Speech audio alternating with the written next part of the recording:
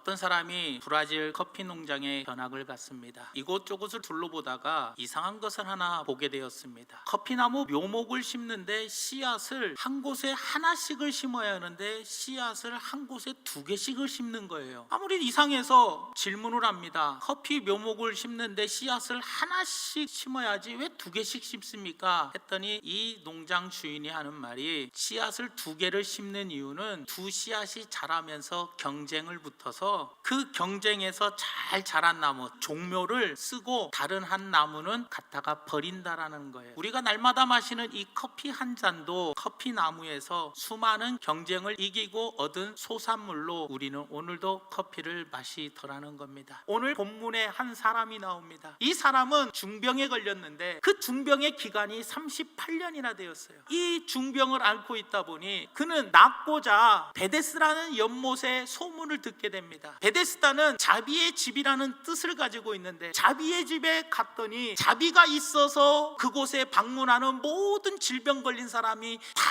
고침을 받아야 하는데, 그러지 못하고 그 이름과는 정달리 그곳에서도 치열한 경쟁이 있더라는 거예요. 그렇지 않아도 몸이 아파가지고 사람들 속에서 나를 도와주는 사람, 찾아오는 사람이 점점 끊기는 그런 상황, 그만큼 소외된 삶을 살고 경쟁에서 밀린 삶을 살기 때문에 괴로움 속에서 살아가요. 그 괴로운 사람들이 모여있는 그곳에서조차도 경쟁에서 밀린 사람이 있었는데, 그 사람이 오늘 본문에 나오는 38년 된 병자였다라는 거예요. 38년 동안 병을 안고 누워있으니 자신을 도와줄 사람도 있지 않아요. 아마 이 사람의 생각은 부정적인 생각으로 가득 찼을 거예요. 그리고 다른 사람들을 향한 미움과 원망들이 가득 찼을 거라는 거예요. 그럴 때 예수님이 그에게 찾아오시더라는 거예요. 그리고 그에게 사랑을 베풀어 주셨더라는 겁니다. 그 예수님의 사랑이 어떤 사랑이었냐? 먼저 찾아오시는 사랑이었더라는 겁니다. 38년 된 병자는 예수님을 알았더라면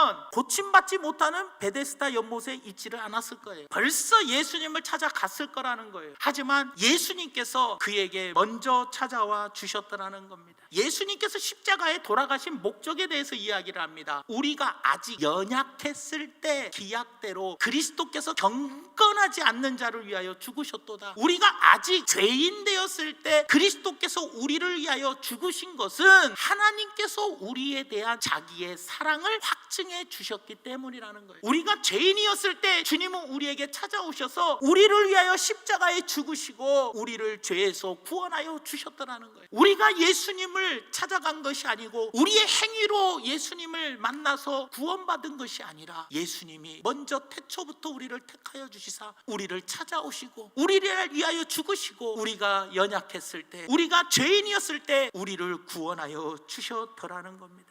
예수님의 사랑은 모든 것을 아시는 사랑입니다. 38년 된 병자에게 예수께서 그 누운 것을 보시고 병이 벌써 오래된 줄을 아셨다라고 이야기합니다. 예수님은 척 보면 아십니다. 모든 우리의 형편과 사정을 다 아시는 분. 히브리서 4장 15절 말씀에 우리에게 있는 대제사장은 우리의 연약함을 동정하지 못하실 리가 아니요 동정하시고 모든 일에 우리와 똑같이 인간의 몸으로 오셔서 시험을 받으신 이로되 죄는 없는 분이 우리 예수님이시라는 겁니다. 하나님의 아들이시면서도 보좌를 버리시고 우리 이 땅에 인간의 몸으로 오신 이유가 우리를 죄에서 구원하기 위해서 십자가의 대속물로 이 땅에 오셨고, 또 하나는 우리와 동일한 인간으로 오셔서 우리와 동일한 경험을 하시고 우리의 모든 애환을 공감하시고 우리를 동정하시기 위해서 이 땅에 오셨다라는 거예요. 주님이 우리에게 사랑을 베풀어 주신다라는 것, 우리를 도와주신다라는 것을 기억해 주시기를 바랍니다. 예수님의 사랑은 소망을 주시는 사랑이라는 겁니다. 예수님은 38년 된 병자에게 이르시되 네가 낫고자 하느냐? 여러분, 네가 낫고자 하느냐고 물어보냐는 거예요. 그냥 고쳐주시면 되지. 사랑하는 여러분, 너무 그 병자를 잘 아시기에 그러한 질문을 하는 거예요. 이 병자가 대답하되 주여, 물이 움직일 때 나를 못에 넣어주는 사람이 없어. 내가 가는 동안에 다른 사람이 먼저 내려가나이다 라고 이야기해요. 하루 이틀 3일 시간 시간은 계속 지나가니 그의 마음에는 소망이 점점 사라져 버리더라는 거예요. 예수님은 그에게 네가 낫고자 하느냐? 마음의 상태를 아시고 질문을 하셨더라는 겁니다. 그리고 그에게 소망을 주십니다. 넌 나을 수 있다. 내가 너에게 고쳐줄 수 있다. 그에게 믿음을 주시고 치유의 기적을 베풀어 주셨더라는 겁니다. 우리가 인생을 살면서 마지막까지 내가 지켜야 할 내 자산이 바로 소망입니다. 끝까지 믿음 지키며 신앙 유지하며 나아가는 이유가 바로 뭡니까? 소망이 있기 때문에 그래요. 그러나 그 소망의 자산을 내가 지키지 못하면 내 마음대로 내 멋대로 살아가 버리고 말아 버리더라는 거예요.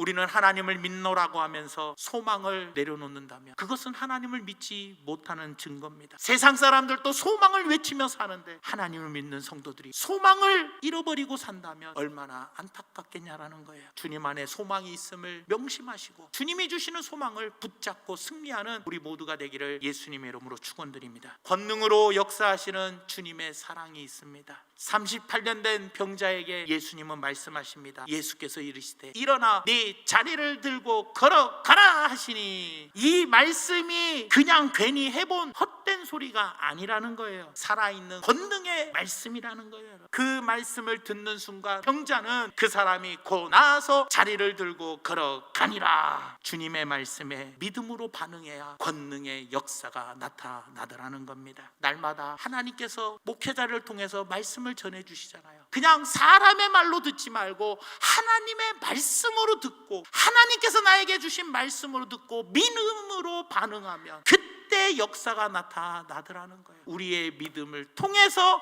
하나님은 일하여 주시더라는 겁니다. 주님 안에서 참 소망을 가지고 다시 회복되어지고 다시 일어나고 재기하고 승리하는 멋진 성도님들 되시기를 예수님의 이름으로 간절히 축원을 드립니다.